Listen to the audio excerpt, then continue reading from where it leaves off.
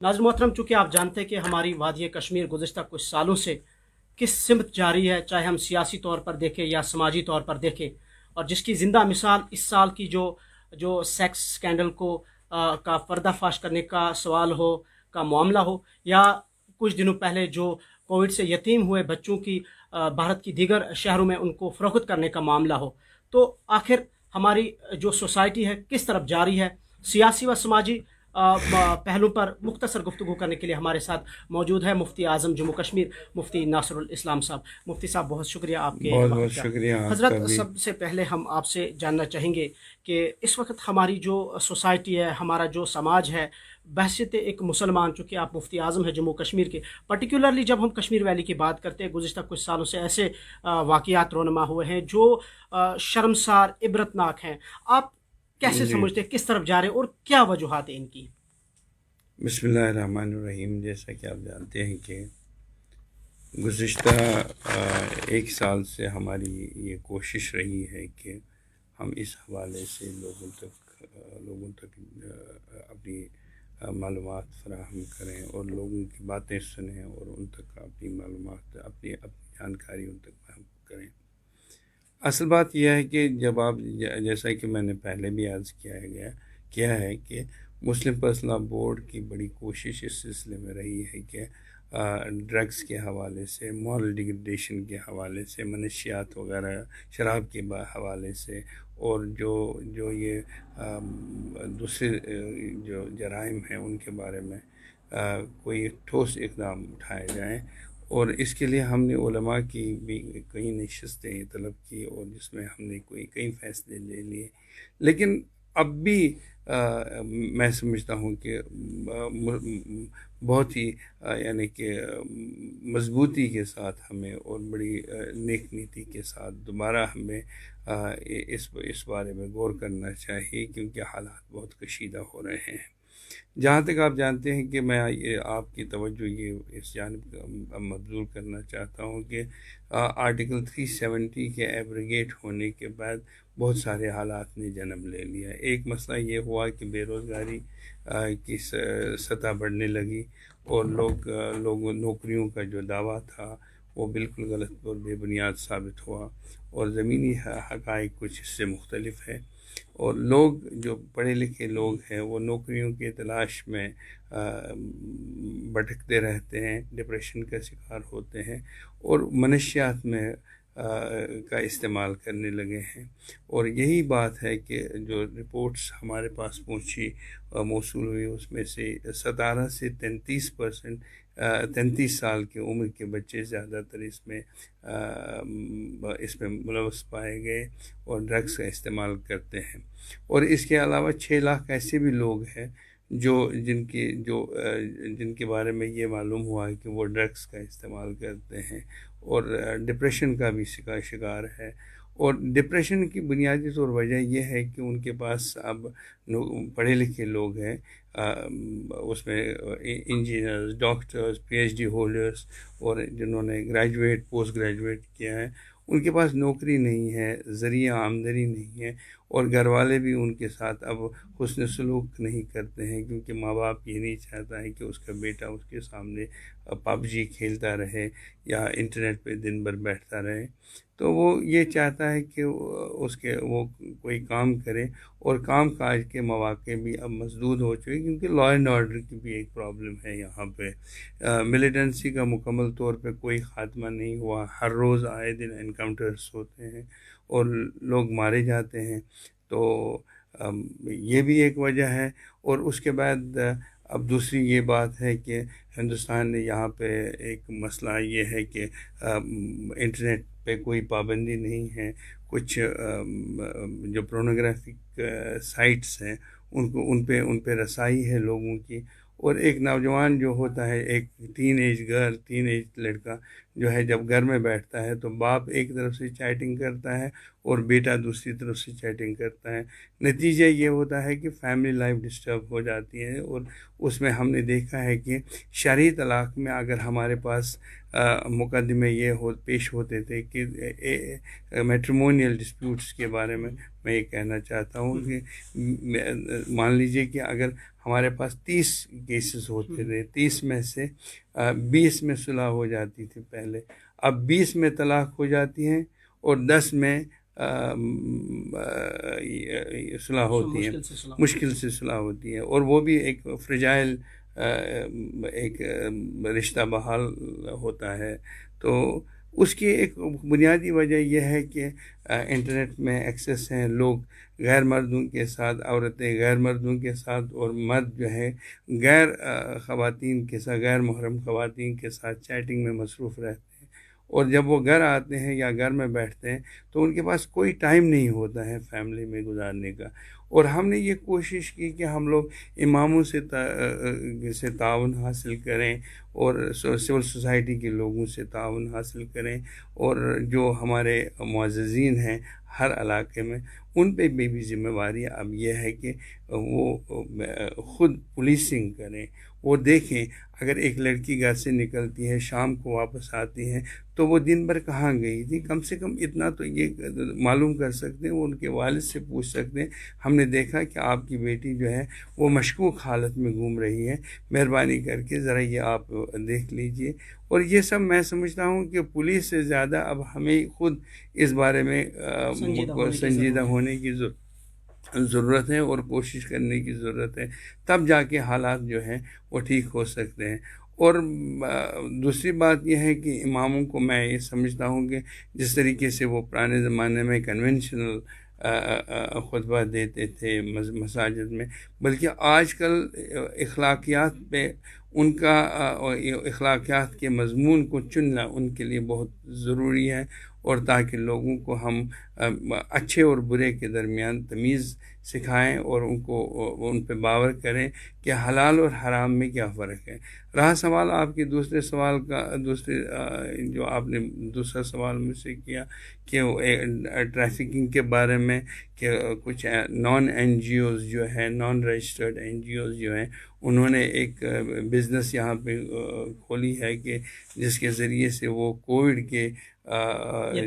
یتیم بچوں کو باہر کی ریاستوں میں فروخت کرتے. میں ان کو کہنا چاہتا ہوں کہ یہ ایک شرمناک اور بزدلانہ حرکت ہے، بلکہ اس کی جتنی ڈپلوریبل ایکٹ، اس کی جتنی مذمت کی جائے اور بڑے پیمانے پہ مذمت ہونی چاہیے، بلکہ ان لوگوں کو سوسائٹی میں رہنے کا حق نہیں ہے جو لوگ ایسا کام کرتے ہیں. میں ان سے کہتا ہوں کہ تنبیہ کرتا ہوں کہ فوری طور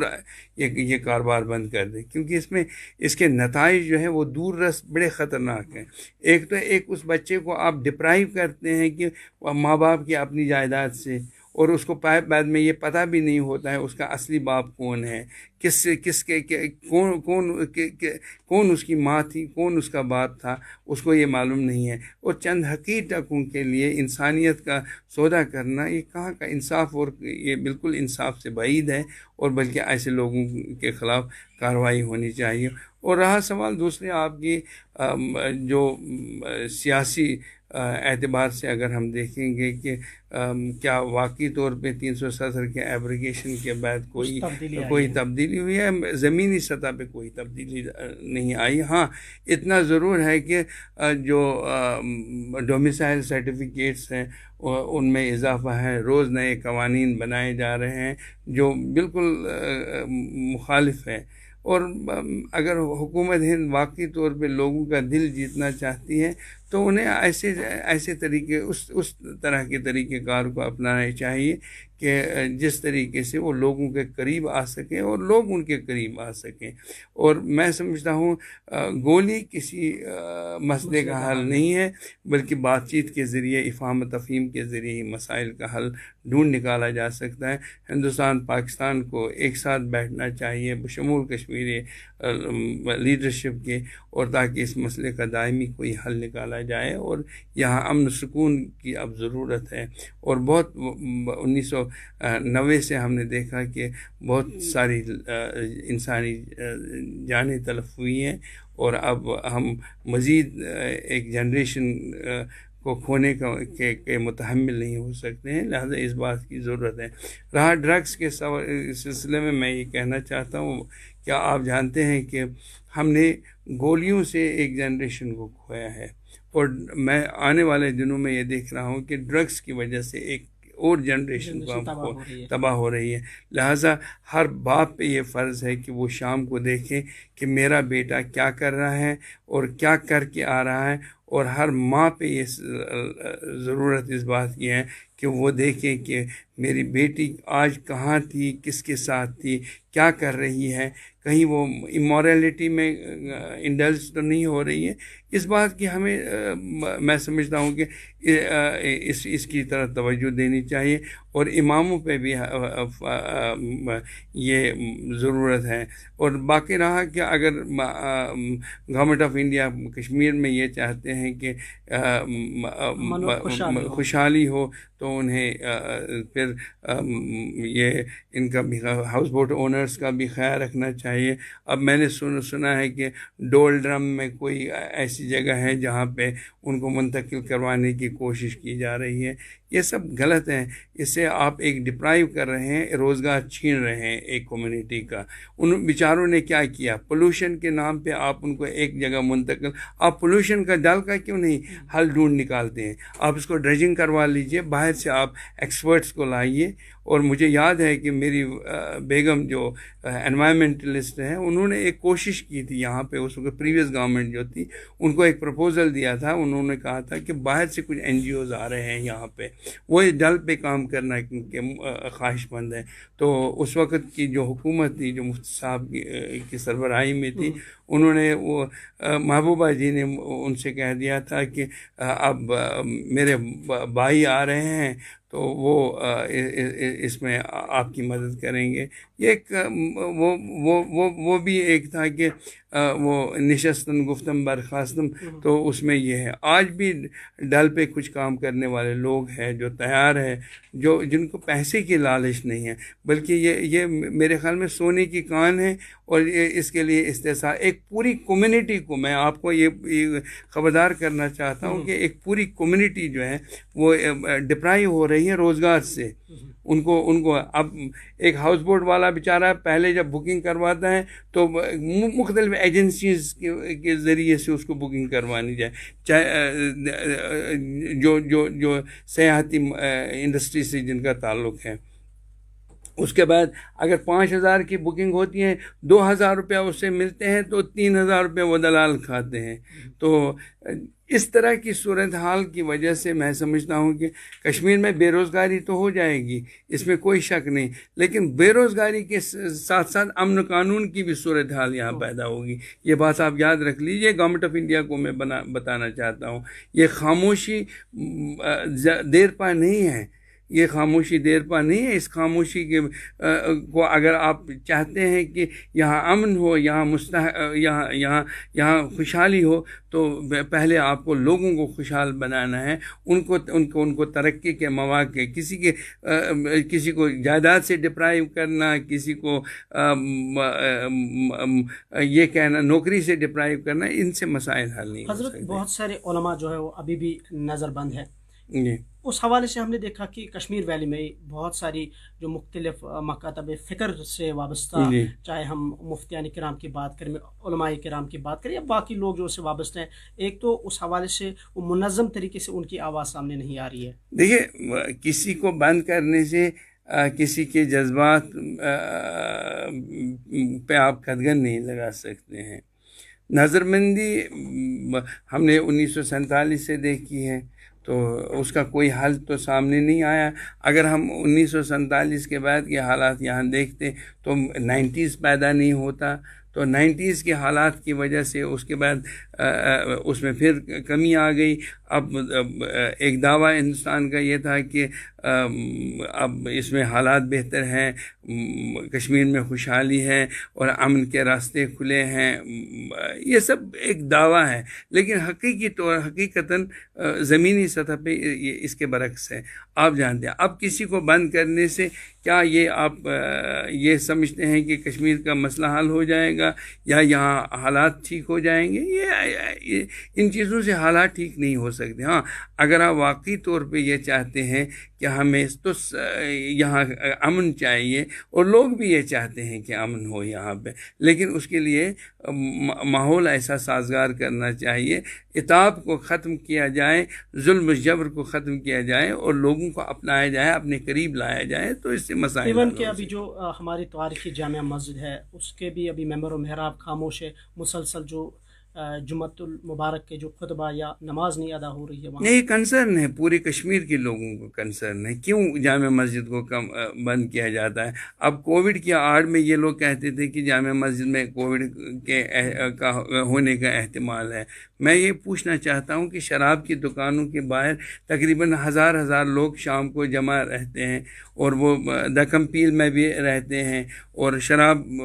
حاصل کرنے کی کوششوں میں رہتے ہیں. تو اس سے جب کوئی ان کے پاس کوئی نہ سوشل ڈسٹینسنگ ہوتی ہے، نہ ماسک ہوتی ہے اور نہ وہ اس چیز کا خیال رکھتے ہیں، لیکن اس کے باوجود بھی وہاں وہ جاتے ہیں. تو جامعہ مسجد میں جہاں سوشل ڈسٹینسنگ بھی ہے، باہر سینیٹائزرز بھی رکھے ہوئے ہیں اور نمازیوں نے آپس میں فاصلے بھی رکھے ہیں، تو وہاں جانے میں کیا حرج ہے؟ دیکھیں یہ سیاسی فیصلے ہیں، ان سے کوئی مسئلہ حل نہیں ہو سکتا. مفتی اعظم صاحب، چونکہ بہت ساری سماجی برائیاں ہیں، مختصر سے میں آپ سے جاننا چاہوں گا جن پر کولیکٹیولی ہمارے علماء یا عام لوگوں کو، سوشل ایکٹیوسٹ کو گورنمنٹ کے ساتھ مل کے تبھی یہ برائیاں دور ہو سکتی ہے. لیکن ہم آج کل دیکھ رہے ہیں کہ سوشل میڈیا پر بہت سارے مختلف مقاصد فکر کے علماء جو ہے جو امت میں ایک فساد برپا کرنے کے آڑ میں ہیں. تو آپ کو لگتا ہے اس وقت موجودہ دور میں، یا اسپیشلی اب جب کشمیر کی بات کرتے ہیں، یہاں علماء کو ایک پلیٹ فارم پر، ایک ٹیبل پر آنے کی ضرورت ہے تاکہ امت میں جو اتحاد ہے وہ برپا ہو سکے، تاکہ جو سازشیں ہیں وہ ناکام ہو جائیں؟ دیکھیے، میں ہمیشہ جب سے میں مفتی اعظم کے عہدے پہ فائز ہوا، میں نے یہ کوشش کی کہ مسجدوں کو کسی بھی صورت میں اکھاڑا نہ بنایا جائے، اور علماء پہ یہ ذمہ داری ہے کہ وہ اپنے مسلک کی حفاظت تو کرنے کا حق رکھتے ہیں، لیکن مہربانی کر کے دوسرے کے مسالک میں دخل اندازی کر کے تنقید اور باہمی انتشار کے راستوں کو نہ کھولیں. اور آپ نے سنا ہوگا کہ پچھلی بار وہ ایک مناظرے کا بھی ایک معاملہ سامنے آیا، اور میں نے دو ٹوک ان لوگوں کو کہہ دیا کہ مناظرے کی کوئی جگہ نہیں ہے. بلکہ جب گیلانی صاحب مرحوم زندہ تھے تو اس وقت بھی ایک مسئلہ تھا، تو میں نے اور اس نے مل کے ہم نے اسلام آباد میں وہ مناظرے کی کارروائی کو پر روک لگوا دی، اور ہم نے کہا کہ یہ شرعاً کبھی اس وقت کے حالات اس چیز کی اجازت نہیں دیتے ہیں. اور میں اماموں سے اور مبلغوں سے اور مفتیان کرام جتنے بھی ہیں ان سے مؤدبانہ گزارش کرتا ہوں، مہربانی کر کے مسئلے کی اختلافات میں پڑنے کے بجائے آپسی بھائی چارہ کو ترجیح دیں، اور یہ وقت کی اہم ترین ضرورت ہے. حضرت، آپ نے اس سلسلے میں کبھی آپ کا آفیشیل آرڈر آیا ہے یا آپ نے کبھی میڈیا پہ جا کے اس بات کو دہرایا کہ جو علماء ہے یہاں کے مختلف، چاہے کسی بھی مکتب فکر سے تعلق رکھتے، وہ کیسے وہ اتحاد کو قائم کرے، اس حوالے سے کوئی پہل رہی ہے آپ کی؟ میں شیعوں کے مجالس میں نے شرکت کی، میں نے باقی لوگوں کے مجالس میں بھی شرکت کی، اور میں اتحاد ملت جو ہماری جو آرگنائزیشن ہے وہ تو سب جماعتوں پہ مشتمل، جس کا میں چیئرمین اس وقت ہوں، وہ تو سب جماعتوں پہ مشتمل ایک عمل کمیشن ہے، اور جو مختلف جماعت جس میں مختلف مسالک سے تعلق رکھنے والے لوگ ہیں. ہمارا تو کوئی اختلاف نہیں ہے، لیکن اب یہ چھوٹے چھوٹے یہ مولوی حضرات جو ہیں جن کا مبلغ علم جو ہے نقطۂ انجماعت سے جا کے نیچے گرتا ہے، وہ صرف اپنی تشہیر اور اپنی ذاتی منفعت کے لیے ان جیسے موضوعات کو اچھالتے ہیں، اور باقی شریعت میں اس کی کوئی گنجائش نہیں۔ میں یہ واضح کرنا چاہتا ہوں، ہمارے 5 امام ہیں، اور 5 امام کا جو منبع جہاں سے ماخذ ہے، جہاں سے انہوں نے لیا ہے، وہ حضور صلی اللہ علیہ وسلم کی ذات ہے۔ لہذا جب حضور صلی اللہ علیہ وسلم کی ذات کے ساتھ کوئی بھی کسی کو یہ نہیں کہہ سکتا ہے کہ آپ صحیح ہو یا غلط ہو، کوئی امام نہیں۔ اب اماموں کے درمیان بھی ایک طریقہ یہ رہا ہے، امام شافعی علیہ رحمہ ایک مرتبہ امام ابو حنیفہ کے مرکز پہ گئے تو انہوں نے وہاں پہ رفع دین نہیں کیا، تو ان سے پوچھا گیا کہ آپ نے رفع دین کیوں نہیں کیا، اور کیا آپ نے اپنا مذہب ترک کیا؟ تو آپ نے جواب میں یہ کہا کہ نہیں، مجھے اس امام کا حیا ہے، غالب آتا ہے۔ اور یہ تعلیم ہے اور یہ پیغام ہے جو اماموں کا ہے، اور لہٰذا ہمیں یہ سوچنا ہے کہ آپسی بھائی چارے کو کیسے ہم مستحکم بنائے رکھیں اور کس طریقے سے ہم آپسی بھائی چارے کو آگے لے جائیں۔ اور میں عوام سے یہ اپیل کرنا چاہتا ہوں، اگر مسجدوں کے ممبروں کو اکھاڑا کسی نے بنا لیا تو اس امام کو، اس مبلغ کو وہاں سے گھسیٹ کے نیچے لایا جائے۔ حضرت، ایک اہم سوال میرے ذہن میں آیا، سیاسی معاملہ ہے جو ایک اہم اور پیچیدہ مسئلہ بن گیا ہے گزشتہ کچھ مہینوں سے وادی کشمیر میں، کہ انکاؤنٹرز کے دوران جب یہاں کوئی عسکریت پسند، مقامی عسکریت پسند مارا جاتا ہے تو ان کے لواحقین کو ان کی لاش واپس نہیں دی جاتی ہے۔ اس کی زندہ مثال آپ خود بھی جانتے کہ سری نگر کی ہے، حیدر پورہ انکاؤنٹر کی۔ تو اس پیچیدہ اور اہم مسئلے کو آپ کیسے دیکھتے ہیں؟ کیا واقعی طور پر حکومت کو اس حوالے سے نظر ثانی کرنی ہوگی؟ نہیں، حکومت کو کوئی حق نہیں ہے کسی کی لاش کو لے جا کے کسی نامعلوم جگہ پہ دفن کرنا، اور لاش ورثاء کا حق ہے، اور یہ اس کا جنازہ بھی ورثاء کی مرضی سے ہونا چاہیے، نہ کہ گورنمنٹ کی مرضی سے۔ گورنمنٹ اس میں کوئی دخل اندازی نہ دے، یہ خالصتاً شرعی معاملہ ہے، اور لاش کو حوالے کر دیں، اور وہ ورثاء جس طریقے سے چاہے اس کی تجہیز تکفین کریں۔ اور یہی مسئلہ تھا اس وقت جب گیلانی صاحب کا بھی مسئلہ آیا، اس وقت بھی ہم نے یہی کہا کہ آپ کوئی دوسرا شخص ان کی جنازے کی اجازت نہیں دے سکتا ہے، ماں سوائے کہ اس کے اپنے بیٹے کے۔ حضرت، آخر پر آپ کی میسیج ہوگی کوئی عوام الناس کے لیے، بالخصوص ہماری جو وادی کشمیر میں لوگ رہتے ہیں اس وقت دیکھ رہے ہیں آپ؟ میں یہ چاہتا ہوں کہ میرے قوم کے معمار جو ہے وہ اسلامی طرز زندگی کو اختیار کریں، اور اسلامی شاعر کو اپنائیں، اور خدا را وہ کسی ایسی چیز میں مبتلا نہ ہو جائے جو اسلام اور اقدار کے منافی ہو۔ مفتی صاحب، بہت بہت شکریہ۔ بہت بہت شکریہ۔ ناظرین، یہ تھے ہمارے ساتھ مفتی اعظم جموں کشمیر مفتی ناصر الاسلام صاحب، جو ہمارے ساتھ انہوں نے مختصر گفتگو کی جموں کشمیر کے سیاسی و سماجی حالات کے حوالے سے۔ مزید ایک اور اہم شخصیات کے ساتھ آپ کے ساتھ روبرو ہوں گے، تب تک کے لیے اللہ حافظ۔